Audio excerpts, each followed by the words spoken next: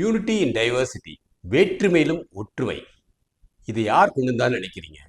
இப்போ நம்ம தமிழ்நாட்டில் பார்த்து உருது பேசுகிறவங்க முஸ்லீம்ஸும் தமிழ் பேசுகிறவங்க எப்படி சகோதர சகோதரியாக இருக்கிறோம் இல்லையா? இதுக்கு காரணம் ஒரே ஒரு தலைவர். அது அவரோட தினம் இன்னைக்கு சர்தார் வல்லபாய் பட்டேல். இவரை வடநாட்டில் தான் பெருசாக கொண்டாடுறாங்க. அவர் தமிழ்நாட்டிலேயே பல குறுந்தலைவர்கள் இருந்தாங்க. இந்தியாவில் மொத்தம் 562 பேர் இருந்தாங்க.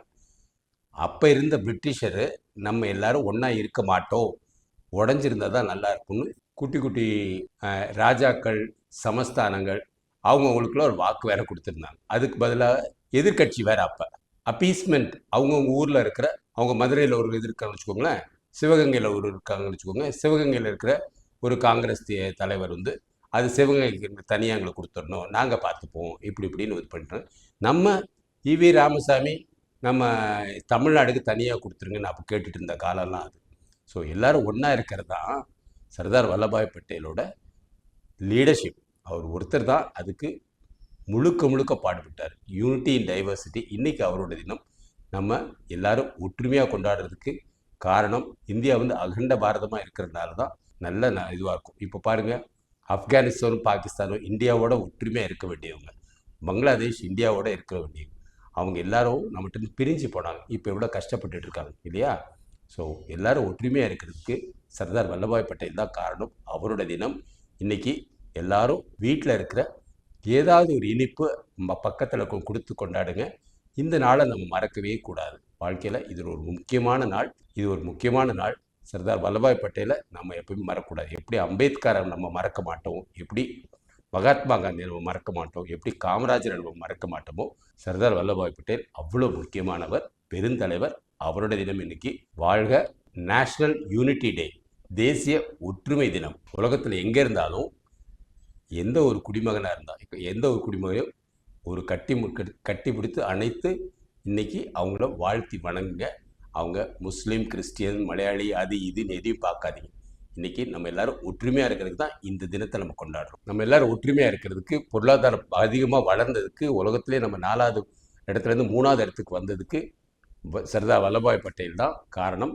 அவர் சுதந்திர போராட்ட அவரை பற்றி நிறைய பேசலாம். ஆனால் இன்றைக்கு அந்த யூனிட்டி இன் டைவர்சிட்டி அந்த வார்த்தைக்கு இடமே இல்லாத உலகத்தில் அவர் தான் இதை கொடுத்தார். நம்மளை பார்த்தா யூரோப்பியன் யூனியன் எல்லாரும் வேர்ல்டு வார் 1, 2 இப்போ சண்டை போட்டுருந்தாங்க. ஜெர்மனும் ஃப்ரான்ஸும் இப்போ ஒன்றா இருக்கிறாங்க. ஸோ யூனிட்டி இன் டைவர்சிட்டியை ஒரு உலகத்துக்கு முதல்ல எடுத்துக்காட்டாது சர்தார் வல்லபாய் பட்டேல். ஸ்ட்ராங் பர்சனுங்க அவர், ரொம்ப ஸ்ட்ராங் பர்சனாலிட்டி. நம்ம ஹைதராபாடை இந்தியாவோட நினைச்சது தான் வந்து அது ஆப்ரேஷன் போலோ அப்படின்னு வச்சு அது ஒரு இப்போ வச்சா ஒரு சினிமா கூட எடுக்கலாம். அவ்வளோ ஒரு கடினமான இது. ஏன்னா அங்கே இருக்கிற முஸ்லீம்ஸ் வந்து நாங்கள் முஸ்லீம் நாடாக பாகிஸ்தானோட இணைவோம் அப்படின்னு. எங்கே இருக்குது பாருங்கள், பாகிஸ்தான் அங்கே இருக்குது, இந்தியாவுக்கு நடுவில் இருக்குது. இதை வந்து பாகிஸ்தான் அவர் ஸ்ட்ராங்காக இருக்கிற இஸ் வெரி டிசசிவ் மேன்.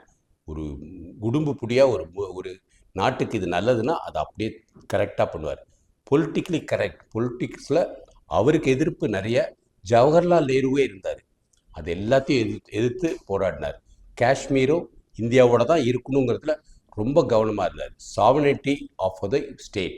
ஸோ அப்போ வந்து அது தனியாக கொடுத்துடலாம் அப்படின்னு வந்து நேரு கூட இருக்கிறாரு. நம்ம பார்லிமெண்ட்லேயும் வாதாடி இருக்காங்க. இல்லை, அவங்களுக்கு தனியாக இப்போதைக்கு ஒரு பொறுப்பு கொடுங்க, அவங்களுக்கு சுயாட்சி மாதிரி கொடுங்க. பட் ஆனால் அவங்க இந்தியாவோட சேர்ந்துருந்தால் தான் அவங்களோட பொருளாதாரம் நல்லது, மக்களுக்கு நல்லது, மக்களோட வளர்ச்சிக்கு நல்லது. அதனால் மத நல்லிணக்கத்தை உரிமையாக கொண்டு வந்து நாட்டோட ஒருமைப்பாட்டை கொண்டு வந்தது நம்ம சர்தார் வல்லபாய் பட்டேல் தான். 3வது பாயிண்ட் என்னன்னு பார்ப்போமா? சௌக்கிதார், அப்போது காவலர், வாட்ச்மேன். அந்த வேலை தான் அவர் ஃபர்ஸ்ட் பார்த்தார். அவர் வந்து ஃபர்ஸ்ட் ஹோம் மினிஸ்டராக இருந்தார். இப்போ அமித்ஷா இருக்கிறார் இல்லையா, அது மாதிரி அப்போ வந்து ஃபர்ஸ்ட் ஹோம் மினிஸ்டராக இருந்தார். அப்போ நாட்டோட டெரிட்டரிலாம் கரெக்டாக பாதுகாக்கணும்னு அதுக்காக உள்ள எல்லா பாடுகளும் பட்டு அதை வந்து அந்த வரைமுறையை கரெக்டாக வந்து கொண்டு வந்து ஒரு நாட்டுக்கு சௌக்கிதார்ங்கிற ஒரு பேர் பட்டத்தை அவருக்கு நாடு இப்பயும் போட்டுற அளவுக்கு அந்த பேர் வாங்கியிருக்கிறார். சௌக்கிதார், வாட்ச்மேன், காவலர், எல்லை பாதுகாப்பாளர். அவர் இரும்பு மனிதருக்கு ஒரே ஒரு எக்ஸாம்பிள், செப்பரேட்டிசமே இருக்கக்கூடாது அப்படிங்கிற வந்து ரொம்ப கவனமாக இருந்தார்.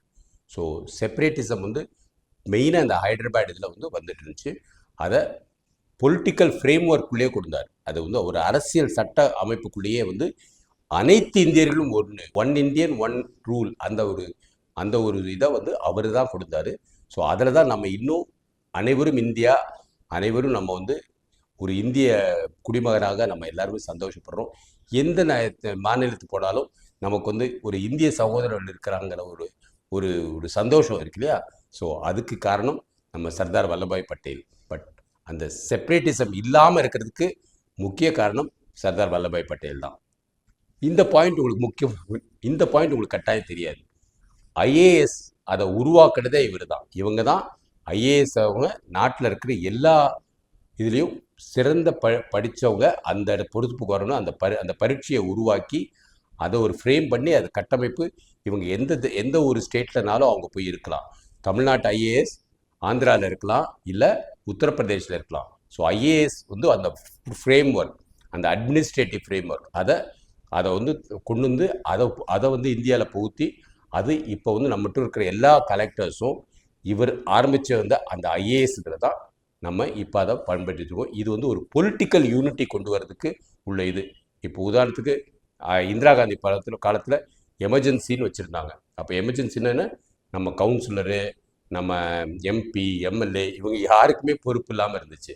அப்போ டைரெக்டாக கலெக்டருக்கு தான் அந்த பொறுப்பு இருந்துச்சு, அந்த ஒரு தேசத்தை பார்க்குறது. ஸோ இப்போ அரசியல்வாதிகள் எல்லாரும் நம்மளை தப்புப்பட்டாலும் இந்த ஐஏஎஸ் படித்தவர்கள் நமக்காக நம்மளோட மாவட்டம் ஃபுல்லாக பார்த்துக்கிறதுக்கு அவருக்கு உள்ள உரிமை இருக்குது. ஆனால் எமர்ஜென்சி காலத்தில் பட்ட கஷ்டமே நிறையா இருக்குது. பட் இருந்தாலும் ஐஏஎஸ்க்கு அவ்வளோ தூரத்துக்குள்ள பவர் இருக்குது. ஒரு எம்எல்ஏ எதிர்த்து கேட்குற அவரால் முடியும், மினிஸ்டரை எதிர்த்து கேட்கால முடியும். ஸோ எந்த ஒரு தவறு நடக்காமல் பார்த்துக்கிறதுக்கு இந்த ஐஏஎஸ் ஃப்ரேம் ஒர்க்கை நம்ம சர்தார் வல்லபாய் பட்டேல் தான் உருவாக்குனார்.